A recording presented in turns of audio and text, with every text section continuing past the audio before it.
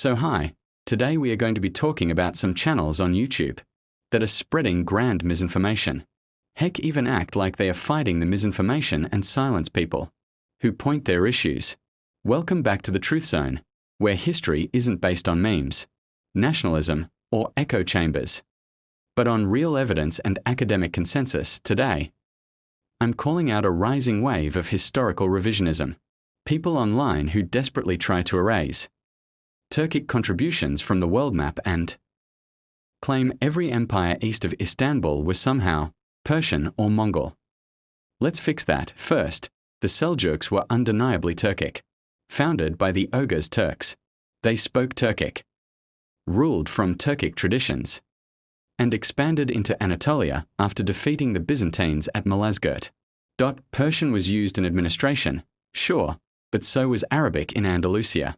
That never made the Umayyads Arabs only.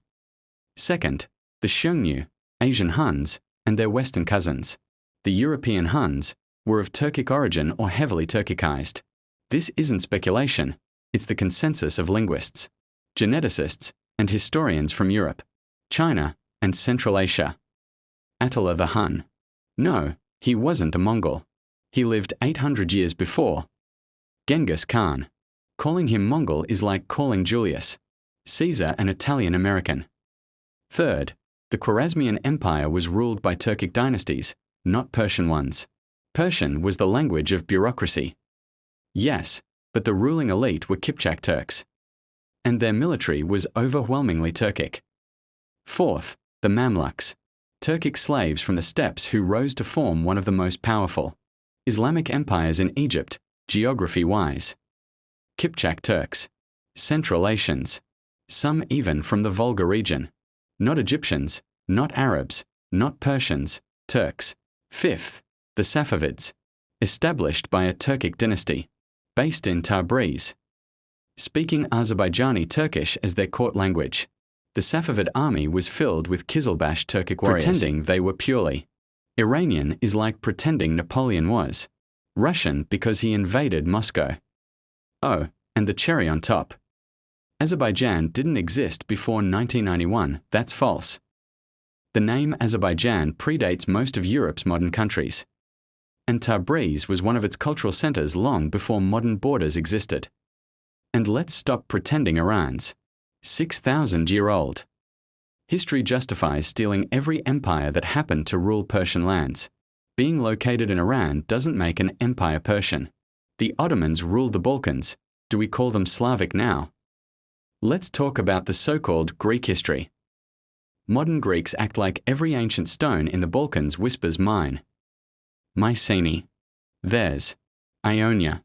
Of course. Macedonia. Automatically Greek. But here's the truth. The ancient Macedonians weren't Greek. Even Athens said so. When the Macedonian Empire collapsed, waves of nomadic peoples, especially Slavs, flooded the Balkans.